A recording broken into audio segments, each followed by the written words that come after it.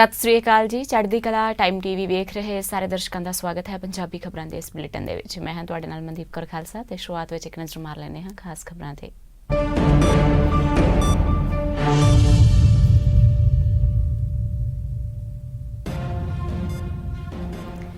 ਦੇਸ਼ ਵਿੱਚ ਕੋਰੋਨਾ ਮਾਮਲਿਆਂ 'ਚ ਵਾਧਾ ਜਾਰੀ। ਪਿਛਲੇ 24 ਘੰਟਿਆਂ ਵਿੱਚ ਸਾਹਮਣੇ ਆਏ 76,472 ਕੇਸ। ਪੀੜਤਾਂ ਦਾ ਕੁੱਲ ਅੰਕੜਾ ਹੋਇਆ 34,63,973। ਪੰਜਾਬ ਵਿੱਚ ਵੀ ਕੋਰੋਨਾ ਕਹਿਰ ਜਾਰੀ। ਪਠਾਨਕੋਟ ਵਿੱਚ ਮਹਾਮਾਰੀ ਦੇ 81 ਨਵੇਂ ਮਾਮਲੇ ਆਏ ਸਾਹਮਣੇ। ਫਿਰੋਜ਼ਪੁਰ ਵਿੱਚ 57 ਨਵੇਂ ਮਾਮਲੇ ਹੋਏ ਰਿਪੋਰਟ।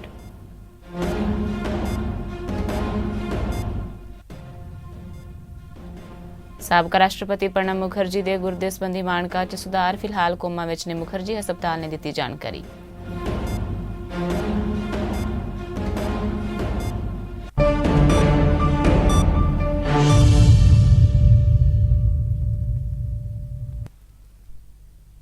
ਤੇ ਹੁਣ ਖਬਰਾਂ ਵਿਸਥਾਰ ਨਾਲ।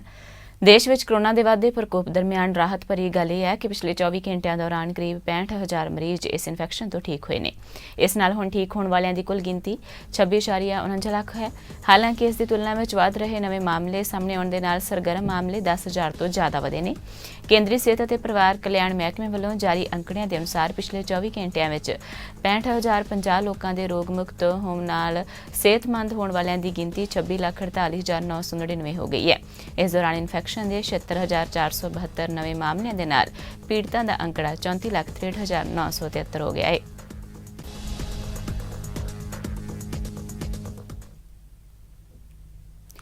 ਪੰਜਾਬ ਵਿੱਚ ਜੇ ਕੋਰੋਨਾ ਮਾਮਲਿਆਂ ਦੀ ਗੱਲ ਕਰੀਏ ਤਾਂ ਪਠਾਨਕੋਟ ਵਿੱਚ 27 ਹੋਰ ਮਾਮਲੇ ਸਾਹਮਣੇ ਆਏ ਨੇ। ਇਸ ਦੀ ਪੁਸ਼ਟੀ ਕਰਦਿਆਂ ਸਿਵਲ ਸਰਜਨ ਡਾਕਟਰ ਜੁਗਲ ਕਿਸ਼ੋਰ ਨੇ ਦੱਸਿਆ ਹੈ ਕਿ ਇਹਨਾਂ ਨੂੰ ਮਿਲਾ ਕੇ ਕੁੱਲ ਪੋਜ਼ਿਟਿਵ ਮਰੀਜ਼ਾਂ ਦੀ ਕੁੱਲ ਗਿਣਤੀ ਵੱਧ ਕੇ 81 ਹੋ ਗਈ ਹੈ। ਸ੍ਰੀ ਮੁਕਤਸਰ ਸਾਹਿਬ ਵਿਖੇ 59 ਹੋਰ ਕੋਰੋਨਾ ਮਰੀਜ਼ਾਂ ਦੀ ਪੁਸ਼ਟੀ ਹੋਈ ਹੈ। ਇਹਨਾਂ ਵਿੱਚ ਸ੍ਰੀ ਮੁਕਤਸਰ ਸਾਹਿਬ ਸ਼ਹਿਰ ਨਾਲ ਸੰਬੰਧਿਤ 10 ਮਰੀਜ਼, ਜ਼ਿਲ੍ਹਾ ਜੇਲ੍ਹ ਦੇ 22 ਮਰੀਜ਼ ਵੀ ਸ਼ਾਮਲ ਨੇ। ਜ਼ਿਲ੍ਹਾ ਕਪੂਰਥਲਾ ਦੇ ਹਲਕਾ ਭੁਲੱਥ ਦੇ ਕਸਬਾ ਬੇਗੋਵਾਲ ਵਿੱਚ ਸਥਿਤ ਐਕਸਿਸ ਬੈਂਕ ਦੇ ਮੈਨੇਜਰ ਸਮੇਤ 8 ਮੁਲਾਜ਼ਮਾਂ ਦੀ ਰਿਪੋਰਟ ਪੋਜ਼ਿਟਿਵ ਆ ਗਈ ਹੈ। ਇਸ ਦੇ ਚੱਲਦਿਆਂ ਪ੍ਰਸ਼ਾਸਨ ਨੇ ਹਥਿਆਤ ਦੇ ਤੌਰ ਤੇ ਬੈਂਕ ਬੰਦ ਕਰਵਾ ਦਿੱਤੀ ਹੈ। ਇਸ ਦੀ ਪੁਸ਼ਟੀ ਕਰਦਿਆਂ ਸੀਨੀਅਰ ਮੈਡੀਕਲ ਅਫਸਰ ਡਾਕਟਰ ਕਿਰਨਪ੍ਰੀਤ ਕੌਰ ਸੇਖੋਂ ਨੇ ਦੱਸਿਆ ਹੈ ਕਿ ਬੀਤੇ ਦਿਨ ਇੱਕ ਮੁਲਾਜ਼ਮ ਦੇ ਕੋਰੋਨਾ ਪੋਜ਼ਿਟਿਵ ਆਉਣ ਤੋਂ ਬਾਅਦ ਸਾਰੇ ਮੁਲਾਜ਼ਮਾਂ ਦੇ ਟੈਸਟ ਲਏ ਗਏ ਸਨ, ਜਿਨ੍ਹਾਂ ਵਿੱਚੋਂ 6 ਦੀ ਰਿਪੋਰਟ ਪੋਜ਼ਿਟਿਵ ਆਈ ਹੈ। ਫਿਰੋਜ਼ਪੁਰ ਵਿੱਚ 57 ਨਵੇਂ ਮਾਮਲੇ ਹੋਰ ਸਾਹਮਣੇ ਆਏ ਨੇ।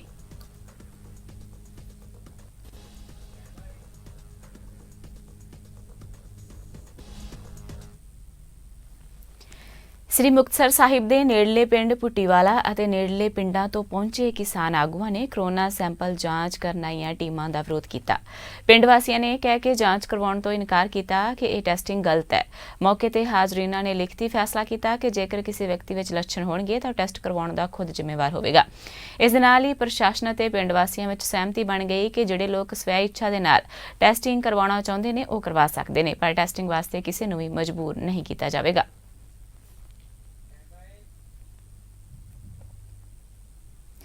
ਜਦੋਂ ਤੋਂ ਕੋਰੋਨਾ ਮਹਾਮਾਰੀ ਦਾ ਖਤਰਾ ਸਮੁੱਚੇ ਦੇਸ਼ ਦੇ ਅੰਦਰ ਮੰਡਰਾਇਆ ਹੈ, ਉਸ ਵੇਲੇ ਤੋਂ ਹੀ ਨਾਭਾ ਪ੍ਰਸ਼ਾਸਨ ਵੱਲੋਂ ਪੰਜਾਬ ਸਰਕਾਰ ਦੇ ਡਿਪਟੀ ਕਮਿਸ਼ਨਰ ਪਟਿਆਲਾ ਦੀਆਂ ਹਦਾਇਤਾਂ ਦੇ ਅਨੁਸਾਰ ਰਿਆਸਤੀ ਸ਼ਹਿਰ ਨਾਭਾ ਨੂੰ 5 ਵਾਰ ਸੈਨੇਟਾਈਜ਼ਰ ਕਰਵਾਇਆ ਚੁੱਕਾ ਹੈ। 6ਵੀਂ ਵਾਰ ਫਿਰ ਤੋਂ ਵੀਕਐਂਡ ਲਾਕਡਾਊਨ ਤੇ ਸਮੁੱਚੇ ਸ਼ਹਿਰ ਨੂੰ ਸੈਨੇਟਾਈਜ਼ਰ ਕਰਵਾਉਣ ਦੀ ਪ੍ਰਕਿਰਿਆ ਸਥਾਨਕ ਬੋੜਾ ਗੇਟ ਤੋਂ ਆਰੰਭੀ ਗਈ।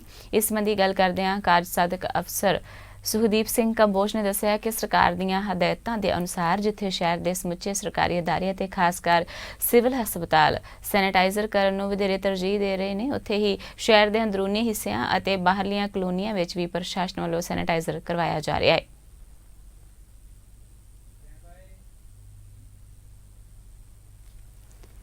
ਸਾਬਕਾ ਰਾਸ਼ਟਰਪਤੀ ਪ੍ਰਣਬ ਮੁਖਰਜੀ ਹਾਲੇ ਵੀ ਕੋਮਾ ਵਿੱਚ ਨੇ ਅਤੇ ਵੈਂਟੀਲੇਟਰ ਤੇ ਨੇ, ਪਰ ਉਹਨਾਂ ਦੇ ਗੁਰਦੇ ਸੰਬੰਧੀ ਮਾਨਕਾਂ ਵਿੱਚ ਸੁਧਾਰ ਹੋਇਆ ਹੈ। ਹਸਪਤਾਲ ਨੇ ਇਹ ਜਾਣਕਾਰੀ ਦਿੱਤੀ ਹੈ। ਮੁਖਰਜੀ ਦਾ ਇਲਾਜ ਕਰ ਰਹੇ ਡਾਕਟਰਾਂ ਨੇ ਕਿਹਾ ਹੈ ਕਿ ਉਹਨਾਂ ਦੀਆਂ ਖੂਨ ਸਪਲਾਈ ਸੰਬੰਧੀ ਕਿਰਿਆਵਾਂ ਸਥਿਰ ਨੇ ਅਤੇ ਉਹਨਾਂ ਦੇ ਫੇਫੜਿਆਂ ਦੇ ਇਨਫੈਕਸ਼ਨ ਦਾ ਇਲਾਜ ਚੱਲ ਰਿਹਾ ਹੈ। ਡਾਕਟਰਾਂ ਦਾ ਕਹਿਣਾ ਹੈ ਕਿ ਕਿਸੇ ਵਿਅਕਤੀ ਨੂੰ ਹੀਮੋਡਾਇਨਾਮਿਕਲੀ ਸਟੇਬਲ ਉਦੋਂ ਕਿਹਾ ਜਾਂਦਾ ਹੈ ਜਦੋਂ ਉਸਦੇ ਖੂਨ ਸਪਲਾਈ ਮਾਨਕ, ਦਿਲ ਅਤੇ ਨਬਜ਼ ਦੀ ਰਫ਼ਤਾਰ ਸਥਿਰ ਅਤੇ ਆਮ ਹੋਵੇ। ਸਾਬਕਾ ਰਾਸ਼ਟਰਪਤੀ ਨੂੰ 10 ਅਗਸਤ ਨੂੰ ਫੌਜ ਦੇ ਰਿਸਰਚ ਐਂਡ ਰੈਫਰਲ ਹਸਪਤਾਲ ਵਿੱਚ ਦਾਖਲ ਕਰਵਾਇਆ ਗਿਆ ਸੀ ਅਤੇ ਉਹਨਾਂ ਦੇ ਦਿਮਾਗ ਦੀ ਸਰਜਰੀ ਵੀ ਕੀਤੀ ਗਈ ਸੀ। ਉਹਨਾਂ ਦੇ ਕੋਰੋਨਾ ਵਾਇਰਸ ਨਾਲ ਇਨਫੈਕਟਡ ਹੋਣ ਦੀ ਵੀ ਪੁਸ਼ਟੀ ਹੋਈ ਸੀ।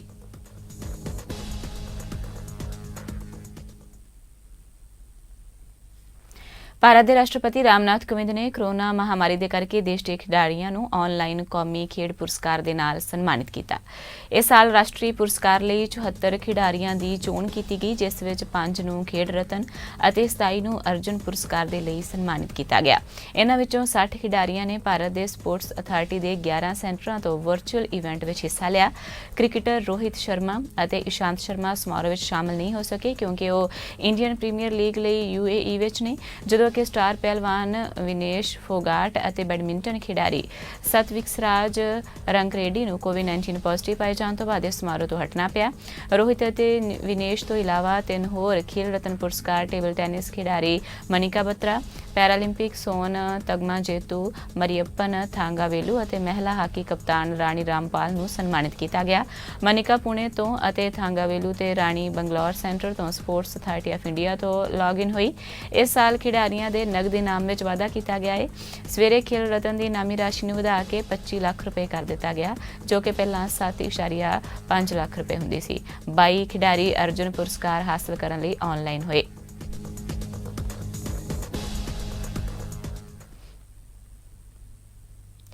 ਭਾਰਤ ਵਿੱਚ ਲਗਭਗ 34 ਲੱਖ ਦੇ ਕਰੀਬ ਲੋਕ ਕੋਰੋਨਾ ਵਾਇਰਸ ਤੋਂ ਪੀੜਤ ਹੋ ਗਏ ਨੇ।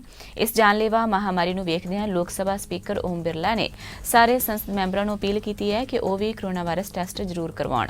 ਉਨ੍ਹਾਂ ਕਿਹਾ ਹੈ ਕਿ ਕੋਵਿਡ-19 ਮਹਾਮਾਰੀ ਦਰਮਿਆਨ ਸੰਸਦ ਦੇ ਮੌਨਸੂਨ ਸੈਸ਼ਨ ਸ਼ੁਰੂ ਕਰਨ ਲਈ ਸਿਹਤ ਅਤੇ ਸੁਰੱਖਿਆ ਉਪਾਵਾਂ ਵੱਲ ਧਿਆਨ ਦੇਣਾ ਲਾਜ਼ਮੀ ਹੈ।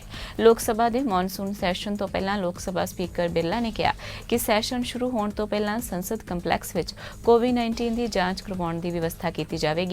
ਉਨ੍ਹਾਂ ਕਿਹਾ ਕਿ ਸੈਸ਼ਨ ਦੀ ਸ਼ੁਰੂਆਤ ਤੋਂ 72 ਘੰਟੇ ਪਹਿਲਾਂ ਸੰਸਦ ਮੈਂਬਰ ਕੋਰੋਨਾ ਵਾਇਰਸ ਲਈ ਜਾਂਚ ਕਰਵਾਉਣ।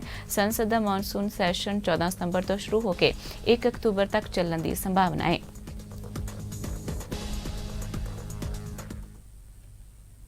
ਕੇਂਦਰ ਸਰਕਾਰ ਦੇ ਕਿਸਾਨ ਮਾਰੂ ਆਰਡੀਨੈਂਸਾਂ ਅਤੇ ਯੂਨੀਵਰਸਿਟੀ ਦੇ ਵਿਦਿਆਰਥੀਆਂ ਦੀਆਂ ਪ੍ਰੀਖਿਆਵਾਂ ਕਰਵਾਉਣ ਦੇ ਵਿਰੋਧ ਵਿੱਚ ਅੰਮ੍ਰਿਤਸਰ ਦੇ ਜਲ੍ਹਿਆਂਵਾਲਾ ਬਾਗ ਵਿੱਚ ਸੰਸਦ ਮੈਂਬਰ ਗੁਰਜੀਤ ਸਿੰਘ ਔਜਲਾ, ਦਾਣਾ ਮੰਡੀ ਤੇ ਆੜ੍ਹਤੀ ਐਸੋਸੀਏਸ਼ਨ ਅਤੇ ਸਟੂਡੈਂਟਸ ਯੂਨੀਅਨ ਦੇ ਆਗੂਆਂ ਵੱਲੋਂ ਕੇਂਦਰ ਸਰਕਾਰ ਵਿਰੁੱਧ ਰੋਸ ਪ੍ਰਦਰਸ਼ਨ ਕੀਤਾ ਗਿਆ। ਇਸ ਦੌਰਾਨ ਔਜਲਾ ਨੇ ਕੇਂਦਰ ਸਰਕਾਰ ਦੀਆਂ ਮਾਰੂ ਨੀਤੀਆਂ ਦਾ ਜੰਮ ਕੇ ਵਿਰੋਧ ਕੀਤਾ।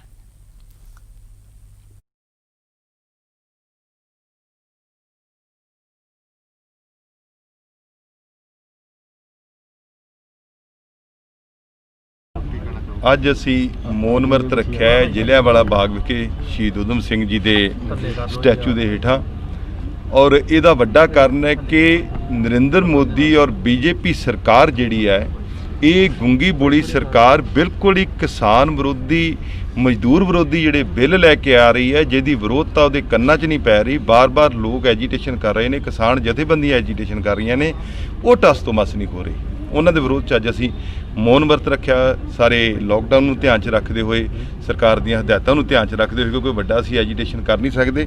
ਸੋ ਉਹਦੇ ਸੰਬੰਧ ਦੇ ਵਿੱਚ ਉਹ ਆਪਣੇ ਜਿਹੜੇ ਆਰਡੀਨੈਂਸ, ਜਿਹੜੇ ਉਹਨਾਂ ਨੇ ਬਿੱਲ ਪਾਸ ਕੀਤੇ, ਉਹ ਲੋਕ ਸਭਾ ਦੇ ਵਿੱਚ ਨਾ ਲੈ ਕੇ ਆਉਣ, ਇਹਦੀ ਸਾਡੀ ਮੰਗ ਹੈ।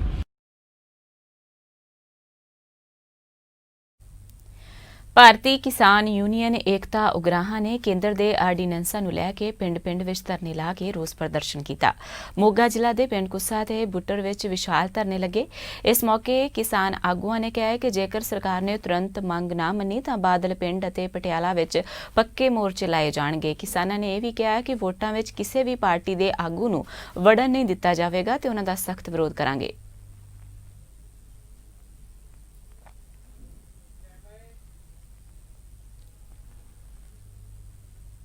ਪੰਜਾਬ ਦੇ ਸਾਬਕਾ PPCC ਚੀਫ ਅਤੇ ਕਾਂਗਰਸੀ ਰਾਜ ਸਭਾ MP ਪ੍ਰਤਾਪ ਬਾਜਵਾ ਲਗਾਤਾਰ ਆਪਣੀ ਹੀ ਸਰਕਾਰ ਦੇ ਖਿਲਾਫ ਝੰਡਾ ਚੁੱਕਦੇ ਆ ਰਹੇ ਨੇ। ਤਾਜ਼ਾ ਮਾਮਲਾ ਪੋਸਟ ਮੈਟ੍ਰਿਕ ਵਜ਼ੀਫਾ ਘੁਟਾਲੇ ਨਾਲ ਸੰਬੰਧਿਤ ਹੈ।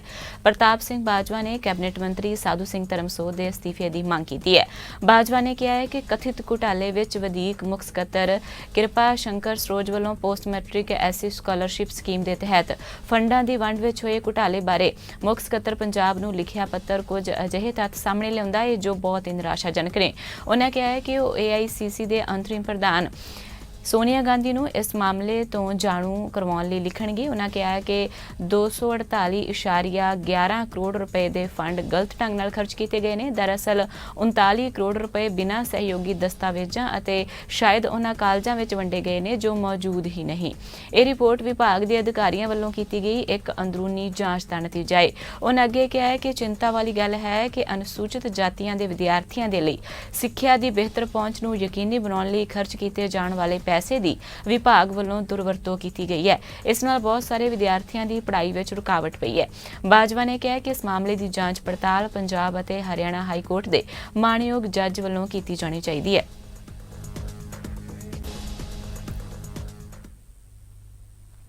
ਆਮ ਆਦਮੀ ਪਾਰਟੀ ਦੇ ਵਿਧਾਇਕ ਅਮਨ ਅਰੋੜਾ ਨੇ ਪੰਜਾਬ ਵਿਧਾਨ ਸਭਾ ਦੇ ਇੱਕ ਰੋਜ਼ਾ ਇਜਲਾਸ ਦੌਰਾਨ ਪਾਸ ਕੀਤੇ ਇੱਕ ਬਿੱਲ ਨੂੰ ਲੈ ਕੇ ਪੰਜਾਬ ਸਰਕਾਰ ਦੀ ਆਲੋਚਨਾ ਕੀਤੀ ਹੈ।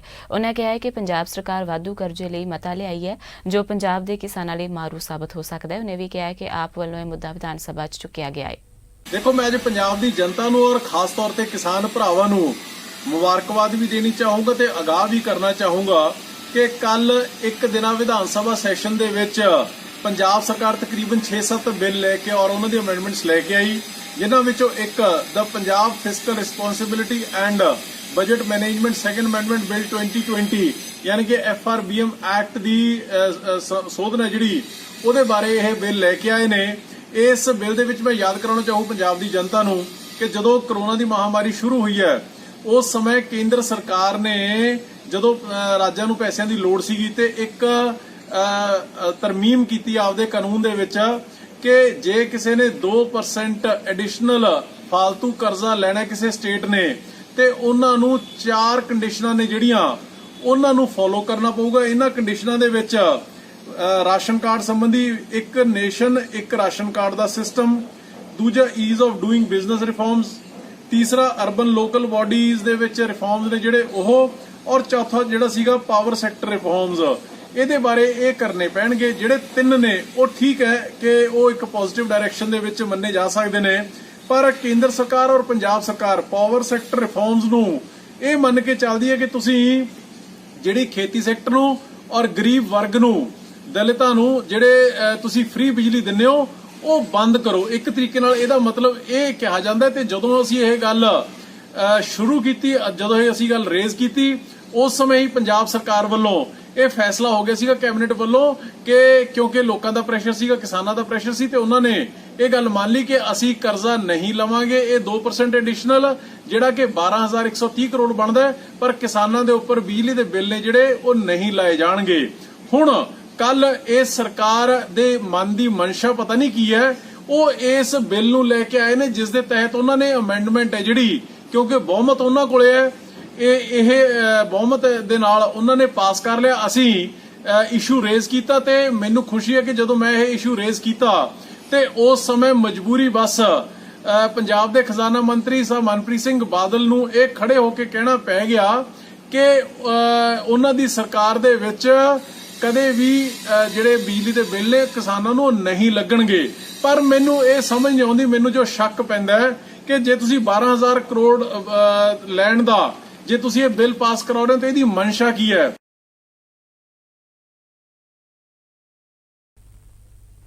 ਸਾਬਕਾ ਸੰਸਦ ਮੈਂਬਰ ਪ੍ਰੋਫੈਸਰ ਪ੍ਰੇਮ ਸਿੰਘ ਚੰਦੂਮਾਜਰਾ ਨੇ ਕਿਹਾ ਹੈ ਕਿ ਸ਼ਹੀਦਾਂ ਦੇ ਪਵਿੱਤਰ ਅਸਥਾਨ ਗੁਰਦੁਆਰਾ ਸ੍ਰੀ ਫਤਿਹਗੜ੍ਹ ਸਾਹਿਬ ਦੇ ਸਾਹਮਣੇ ਰੇਲਵੇ ਅੰਡਰਬ੍ਰਿਜ ਦੀ ਥਾਂ ਤੇ ਰੇਲਵੇ ਓਵਰਬ੍ਰਿਜ ਬਣਾਇਆ ਜਾਵੇਗਾ, ਜਿਸ ਦੇ ਸਬੰਧ ਵਿੱਚ ਕੇਂਦਰੀ ਰੇਲ ਮੰਤਰੀ ਪਿਊਸ਼ ਗੋਇਲ ਵੱਲੋਂ ਹਰੀ ਝੰਡੀ ਦੇ ਦਿੱਤੀ ਗਈ ਹੈ, ਬਸ਼ਰਤੇ ਕਿ ਪੰਜਾਬ ਸਰਕਾਰ ਆਪਣਾ ਬਣਦਾ 50% ਹਿੱਸਾ ਇਸ ਯੋਗਦਾਨ ਵਿੱਚ ਪਾਵੇ।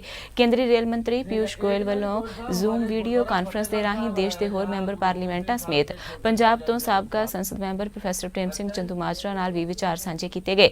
ਇਸ ਮੌਕੇ ਤੇ ਪ੍ਰੋਫੈਸਰ ਚੰਦੂਮਾਜਰਾ ਨੇ ਕੇਂਦਰੀ ਰੇਲ ਮੰਤਰੀ ਦੇ ਧਿਆਨ ਵਿੱਚ ਲਿਆਂਦਾ ਕਿ ਸਾਹਿਬ ਸ੍ਰੀ ਗੁਰੂ ਗੋਬਿੰਦ ਸਿੰਘ ਜੀ ਦੇ ਛੋਟੇ ਸਾਹਿਬਜ਼ਾਦੇ ਤੇ ਮਾਤਾ ਗੁਜਰ ਕੌਰ ਜੀ ਦੀ ਸ਼ਹਾਦਤ ਵਾਲੇ ਅਸਥਾਨ ਗੁਰਦੁਆਰਾ ਸ੍ਰੀ ਫਤਿਹਗੜ੍ਹ ਸਾਹਿਬ ਵਿੱਚ ਲੱਖਾਂ ਦੀ ਗਿਣਤੀ ਵਿੱਚ ਸੰਗਤਾਂ ਨਤਮਸਤਕ ਹੋਣ ਲਈ ਆਉਂਦੀਆਂ ਨੇ ਅਤੇ ਇੱਥੇ ਵੱਧ ਰਹੀ ਟ੍ਰੈਫਿਕ ਨੂੰ ਮੁੱਖ ਰੱਖਦਿਆਂ ਹੋਇਆਂ ਰੇਲਵੇ ਅੰਡਰਬ੍ਰਿਜ ਬਣਾਉਣ ਦੀ ਥਾਂ ਤੇ ਰੇਲਵੇ ਓਵਰਬ੍ਰਿਜ ਦਾ ਨਿਰਮਾਣ ਕੀਤਾ ਜਾਵੇ ਤਾਂ ਜੋ ਇਸ ਨਾਲ ਗੁਰਦੁਆਰਾ ਸਾਹਿਬ ਦੀ ਦਿੱਖ ਵੀ ਬਹਾਲ ਰਹਿ ਸਕੇ। ਪ੍ਰੋਫੈਸਰ ਪ੍ਰੇਮ ਸਿੰਘ ਚੰਦੂਮਾਜਰਾ ਨੇ ਦੱਸਿਆ ਕਿ ਇਸ ਦੇ ਸਬੰਧ ਵਿੱਚ ਕੇਂਦਰੀ ਰੇਲ ਮੰਤਰੀ ਵੱਲੋਂ ਸਹਿਮਤੀ ਪ੍ਰਗਟ ਕਰਦਿਆਂ ਹਰੀ ਝੰਡੀ ਦੇ ਦਿੱਤੀ ਗਈ ਹੈ, ਬਸ਼ਰਤੇ ਕਿ ਪੰਜਾਬ ਸਰਕਾਰ ਇਸ ਵਿੱਚ ਆਪਣਾ 50% ਬਣਦਾ ਹਿੱਸਾ ਪਾਵੇ।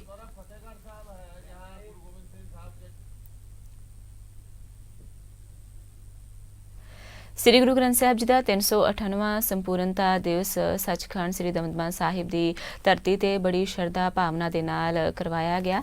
ਇਸ ਮੌਕੇ ਤੇ ਸ਼੍ਰੋਮਣੀ ਕਮੇਟੀ ਦੇ ਪ੍ਰਧਾਨ ਭਾਈ ਗੋਬਿੰਦ ਸਿੰਘ ਲੌਂਗੋਵਾਲ, ਸ੍ਰੀ ਅਕਾਲ ਤਖਤ ਸਾਹਿਬ ਦੇ ਕਾਰਜਕਾਰੀ ਜਥੇਦਾਰ ਗਿਆਨੀ ਹਰਪ੍ਰੀਤ ਸਿੰਘ ਨੇ ਸ਼ਿਰਕਤ ਕੀਤੀ।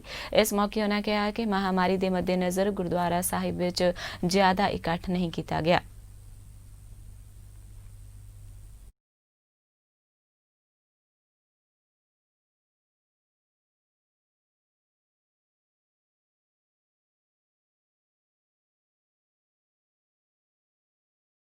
ਸਭ ਤੋਂ ਪਹਿਲਾਂ ਤਾਂ ਅੱਜ ਸ੍ਰੀ ਗੁਰੂ ਗ੍ਰੰਥ ਸਾਹਿਬ ਸੱਚੇ ਪਾਤਸ਼ਾਹ ਜੀ ਦੇ ਸੰਪੂਰਨਤਾ ਦਿਵਸ ਦੀਆਂ ਸਮੂਹ ਸੰਗਤਾਂ ਨੂੰ ਬਹੁਤ-ਬਹੁਤ ਵਧਾਈਆਂ।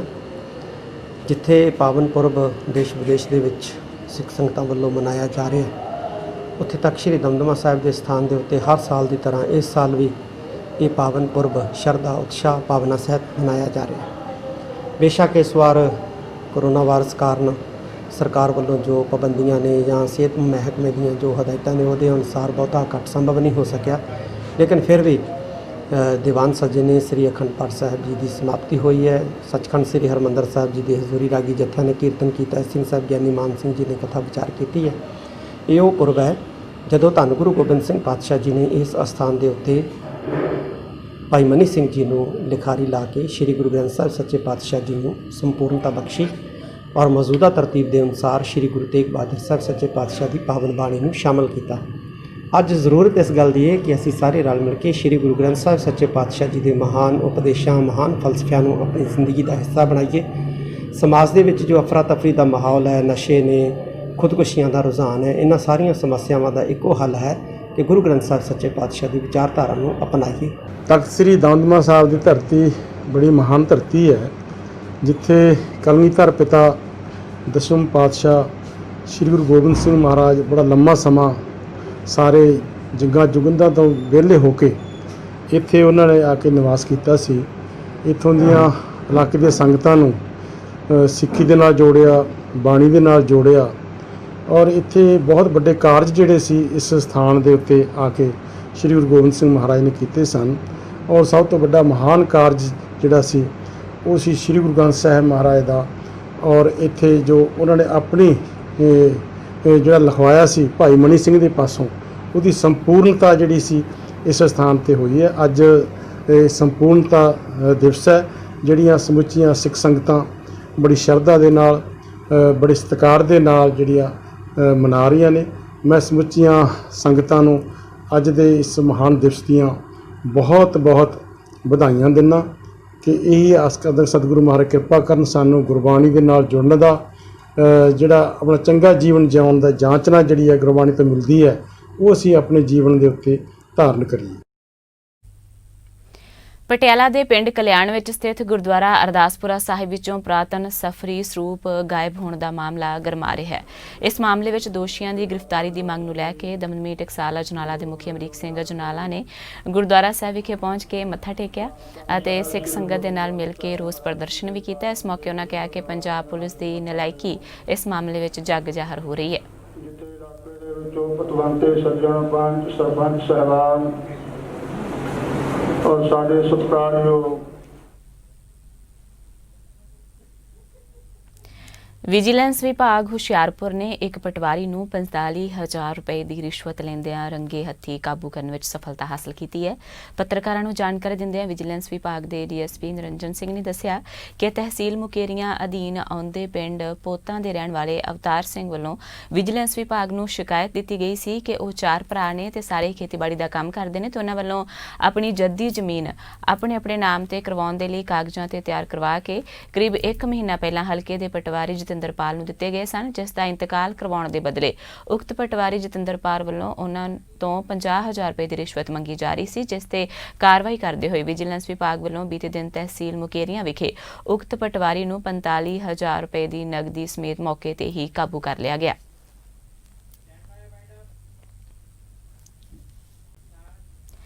ਉਦਯੋਗਿਕ ਨਗਰੀ ਮੰਡੀ ਗੋਬਿੰਦਗੜ੍ਹ ਵਿੱਚ ਇੱਕ ਫਰਨੈਸ ਵਿੱਚ ਚਲਦੀ ਭੱਠੀ ਵਿੱਚ ਬਲਾਸਟ ਹੋ ਜਾਣ ਦੇ ਕਾਰਨ ਉੱਥੇ ਕੰਮ ਕਰਦੇ ਲਗਭਗ 10 ਦੇ ਕਰੀਬ ਮਜ਼ਦੂਰ ਬੁਰੀ ਤਰ੍ਹਾਂ ਝੁਲਸ ਗਏ।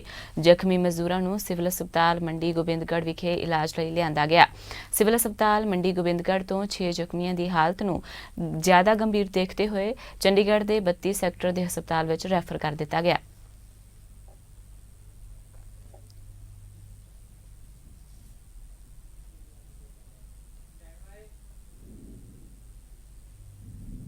ਪੰਜਾਬ ਬਾਡੀ ਬਿਲਡਿੰਗ ਨੂੰ ਉਸ ਵੇਲੇ ਝਟਕਾ ਲੱਗਾ ਜਦੋਂ 31 ਸਾਲਾ national body builder Satnam Khattra ਅਚਾਨਕ ਦਿਲ ਦਾ ਦੌਰਾ ਪੈ ਗਿਆ ਤੇ ਉਸ ਦਾ ਦੇਹਾਂਤ ਹੋ ਗਿਆ, ਜਿਸ ਤੋਂ ਬਾਅਦ ਪਰਿਵਾਰ ਤੇ ਦੁੱਖਾਂ ਦਾ ਪਹਾੜ ਟੁੱਟ ਪਿਆ।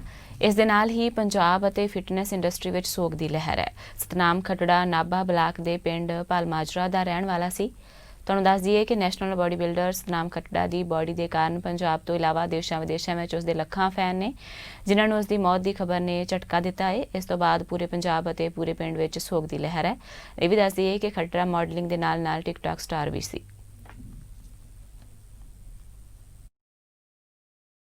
ਇਹ ਜੀ 1-2 ਦਿਨ ਤੋਂ ਇਨਫੈਕਸ਼ਨ ਤੋਂ ਪੀੜਤ ਸੀ। ਹਾਂਜੀ ਉਸ ਤੋਂ ਬਾਅਦ ਇਹਨੂੰ ਚੰਡੀਗੜ੍ਹ ਲੈ ਗਏ। ਹਾਂਜੀ ਚੰਡੀਗੜ੍ਹ ਕਰੋਨਾ ਕਾਲ ਦਾ ਚੱਲਦਾ ਜੀ, ਇਹਦੇ ਕਰਕੇ ਉੱਥੇ ਐਡਮਿਟ ਨਹੀਂ ਹੋਇਆ ਤੇ ਵਾਪਸ ਆ ਗਏ ਕੱਲ। ਅੱਜ ਸਵੇਰੇ ਇਹਦਾ ਚਾਚਾ ਇੱਕ ਡਾਕਟਰ ਹੈ, ਤਰਖੇੜੀ ਦੁਕਾਨ ਚਲਾਉਂਦਾ ਹੈ, ਉਹਨੂੰ ਫੋਨ ਕਰਿਆ ਵੀ ਸਤਨਾਮ ਨੂੰ ਸਾਹ ਦੀ ਬਿਮਾਰੀ ਆ, ਉਹ ਸਾਹ ਲੈਣ 'ਚ ਔਖਾ ਹੋ ਰਿਹਾ। ਹਾਂਜੀ ਉਹ ਆ ਗਿਆ ਜੀ। ਆ ਕੇ ਜਦ ਇਹਨਾਂ ਨੇ ਸਤਨਾਮ ਨੂੰ ਗੱਡੀ 'ਚ ਪਾਇਆ ਤੇ ਪਟਿਆਲੇ ਨੂੰ ਲੈ ਗਏ। ਪਟਿਆਲੇ ਤਾਂ ਜਾਣਾ ਕੀ ਸੀ, ਉਰੇ ਤੋਂ 2 ਕਿਲੋਮੀਟਰ ਜਾ ਕੇ ਕਹਿੰਦਾ ਵੀ ਸ਼ੀਸ਼ੇ ਤਾਰ ਲਓ ਗੱਡੀ ਦੇ, ਮੈਨੂੰ ਸਾਹ ਔਖਾ ਹੁੰਦਾ। ਬਸ ਸ਼ੀਸ਼ੇ ਤਾਰੇ ਨੇ ਜੀ, ਉਹ ਨਾਲ ਦੀ ਨਾਲ ਇਹਨੂੰ ਖੂਨ ਦੀ ਉਲਟੀ ਆਈ ਆ। ਖੂਨ ਦੀ ਉਲਟੀ ਨਾਲ ਜਦੇ 1 ਮਿੰਟ ਲੱਗਿਆ, ਜਦੇ ਨਾਲ ਦੀ ਨਾਲ ਅਟੈਕ ਹੋ ਗਿਆ ਤੇ ਡੈਥ ਹੋ ਗਈ। ਹਾਰਟ ਅਟੈਕ ਸੀ। ਹਾਰਟ ਅਟੈਕ ਨਾਲ ਮੌਤ ਹੋਈ ਆ ਸਤਨਾਮ ਖੱਟੜਾ ਦੀ। ਹਾਂਜੀ ਤੇ ਉਸ ਤੋਂ ਬਾਅਦ ਤੁਹਾਨੂੰ ਪਤਾ ਹੀ ਹੈ ਜੀ ਕਿ ਸੋਗ ਦੀ ਲਹਿਰ ਆ ਸਾਡੇ ਪਿੰਡ 'ਚ ਦੌੜ ਗਈ ਜੀ। ਸਾਡੇ ਪਿੰਡ 'ਚ ਕੀ ਇਲਾਕੇ 'ਚ ਮੈਂ ਕਹਿੰਦਾ ਸੋਗ ਦੀ ਲਹਿਰ ਤੋਂ। ਜਲੰਧਰ ਦੇ ਸੰਤੋਖਪੁਰਾ ਵਿੱਚ 2 ਪੱਖਾਂ ਤੇ ਹੋਏ ਹਿੰਸਕ ਟਕਰਾਅ ਦੌਰਾਨ 3 ਲੋਕ ਗੰਭੀਰ ਜ਼ਖਮੀ ਹੋ ਗਏ। ਹਾਲਾਂਕਿ ਮੁਹੱਲਾ ਵਾਸੀਆਂ ਨੇ ਮੌਕੇ ਤੇ ਤਕਰੀਬਨ 4 ਨੌਜਵਾਨਾਂ ਨੂੰ ਕਾਬੂ ਕਰਕੇ ਪੁਲਿਸ ਦੇ ਹਵਾਲੇ ਕਰ ਦਿੱਤਾ। ਇਸ ਹਮਲੇ ਪਿੱਛੇ ਮਹਿਲਾ ਦੇ ਨਾਲ ਛੇੜਛਾੜ ਨੂੰ ਜ਼ਿੰਮੇਵਾਰ ਦੱਸਿਆ ਜਾ ਰਿਹਾ ਹੈ। ਫਿਲਹਾਲ ਜ਼ਖਮੀਆਂ ਨੂੰ ਹਸਪਤਾਲ ਵਿੱਚ ਭਰਤੀ ਕਰਵਾਇਆ ਗਿਆ ਹੈ ਤੇ ਪੁਲਿਸ ਵੱਲੋਂ ਦੋਸ਼ੀਆਂ ਦੇ ਖਿਲਾਫ ਕਾਰਵਾਈ ਕੀਤੀ ਜਾ ਰਹੀ ਹੈ।